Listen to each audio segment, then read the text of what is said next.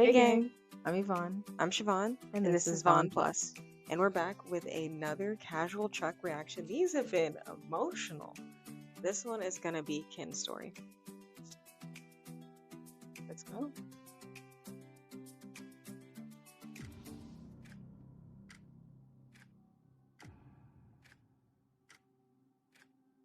Sino ang pinaka-spoiled sa grupo? Really? Sino ang makakalimutan? Hindi mong patapos na, nagkamali pa siya. Bakit naman Ken? Bakit si Ken? Bakit si Ken? Please stop it.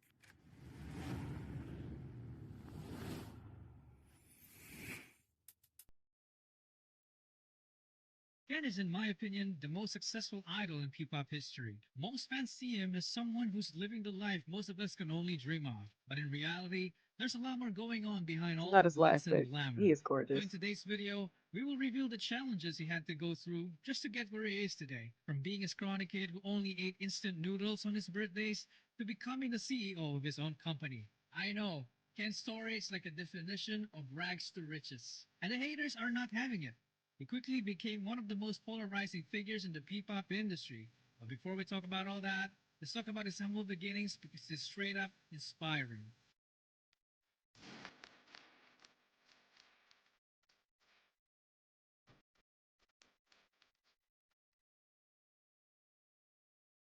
So unexpected. That's not what I expected. Like the way, wow. Okay.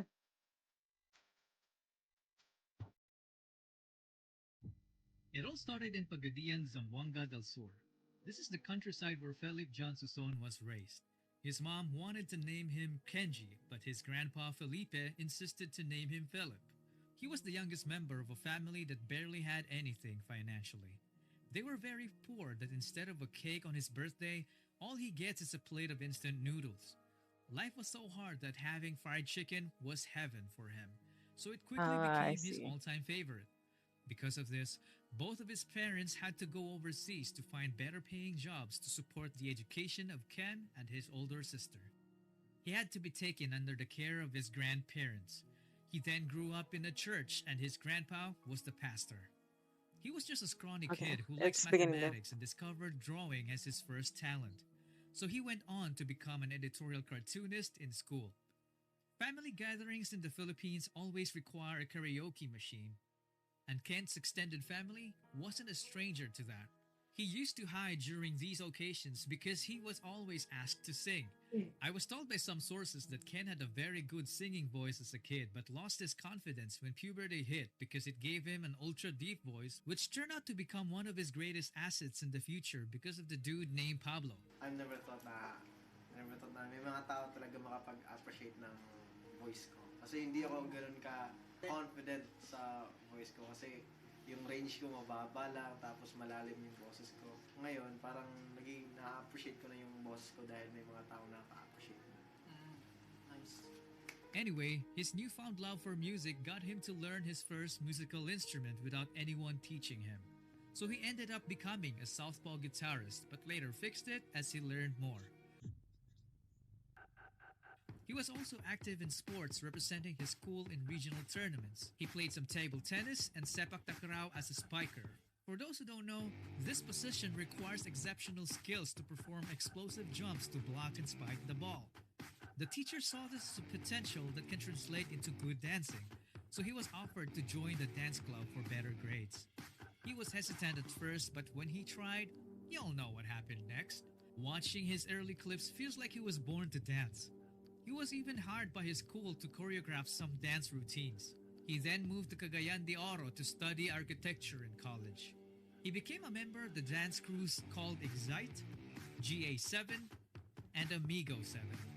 These last two crews were so good, in fact, Ken had a crewmate named Joshua who went on to become a member of a successful international idol group in the future called Z-Boys. They were beating everybody in the countryside, so there was no point in competing there anymore.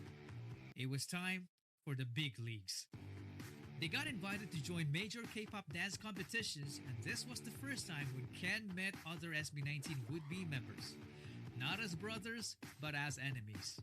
In one particular contest, Josh and Stell's crew defeated Ken's because they already had a GOAT status in the industry at the time. Ken accepted defeat gracefully and even asked to be trained by Josh, which actually surprised him because he thought Ken was a show-off. Kinausap niya po ako eh. Sabi niya sa akin, Idol Josh. Ganun po tawag niya sa akin yun, Idol Josh.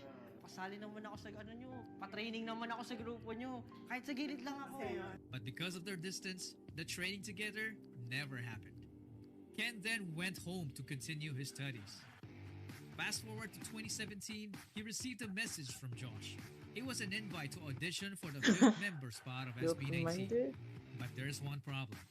Ken had no money, so Josh was like, no problem, I'll take care of it. Ken then told his grandma about stopping school to pursue it, and she was very hesitant because she thought it was a scam, and his parents overseas would have automatically said no. But Ken was so close to his grandma that he managed to convince her to go in secret. So our country boy took off to pursue his dreams.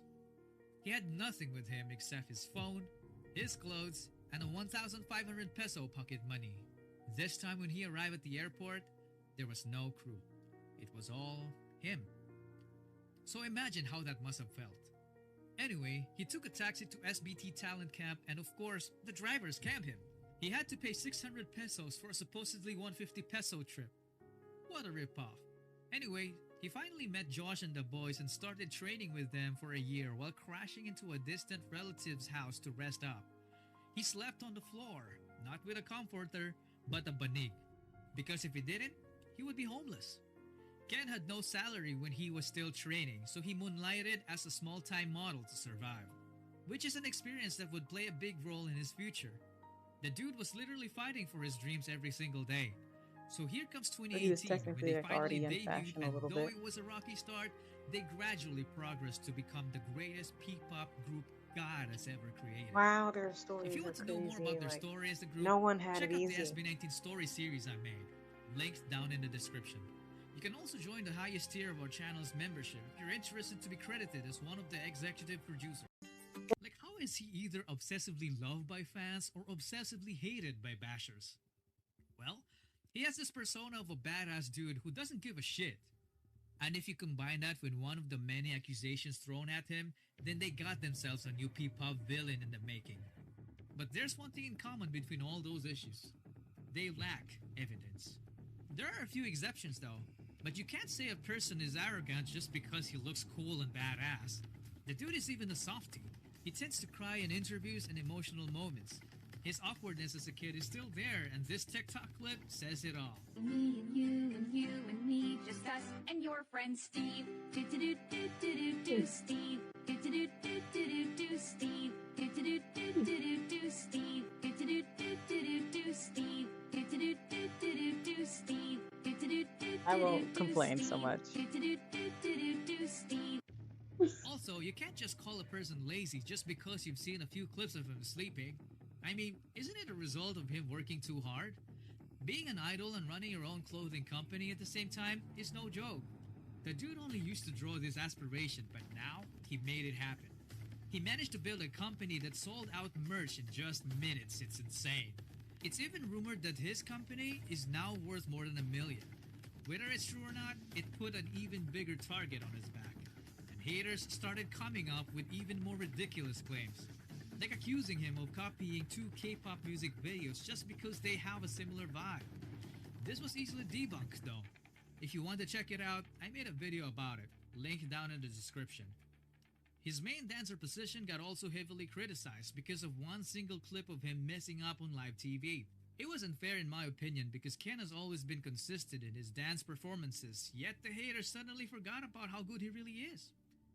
Ken never fired back. Or did he?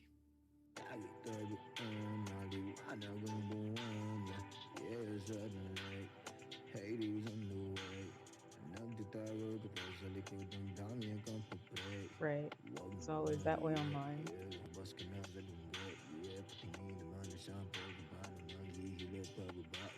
So why does the poultry still exist and are still growing in numbers after all the bashing? Well, it's because he doesn't only have the alluring personality, but he also has the capability to back it up. Scratch that. Capabilities. What's crazy about Ken is that he has already shown us enough talent like his exceptional dancing and singing that is enough to fulfill a main vocal role. Saan darating ang mga salita na nanggagaling sa aming dalawa?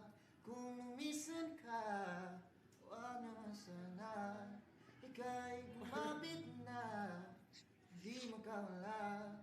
Aking sinta, ikaw lang dahanan ay mundo.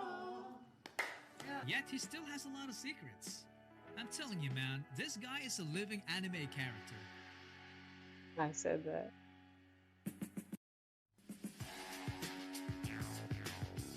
Have you heard of an idol who is also a CEO? A dancer who is known for his aerial flips but never tells us that he can also breakdance. A singer who writes and co-produces his own songs. A musician that plays guitar, keyboard, drums, and can even beatbox. A fashion influencer. A man who plays sports like basketball, billiards, volleyball, badminton, table tennis, boxing, and sepak takraw with decent proficiency. A skater boy, an artist, a philanthropist, and most especially, a man of faith. I initially thought that the Superior Sound brand was all about him, but I was quickly proven wrong when I found this Bible verse underneath his Bulan CD, Hebrews 1:5-14. The entire passage is lengthy, but it all boils down to Christ being the superior of all beings.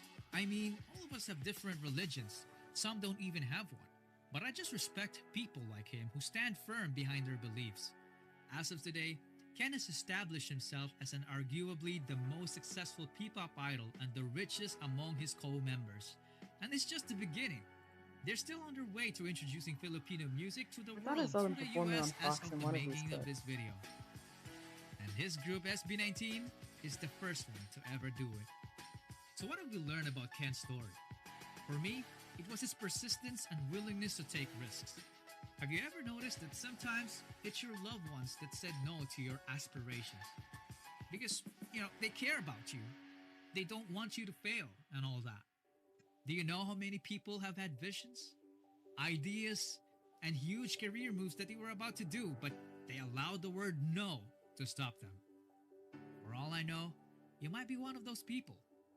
The difference with Ken is that he never gave the power to the word no. It was his own grandma who tried to stop him, but he continued. Yes, haters exist, but he didn't reject his own ideas just because they rejected his ideas.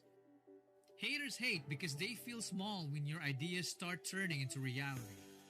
He once said in an interview that success is the best revenge, so he stopped killing them with kindness. To this day, Ken has been torturing them with success. I love his closing lines. Wow, you can't expect these stories. Who would have known, what each of these members have gone through? But it's not over yet. We have the final SB19 member, Justin, and Cashual Chuck's guide, so let's hop into it.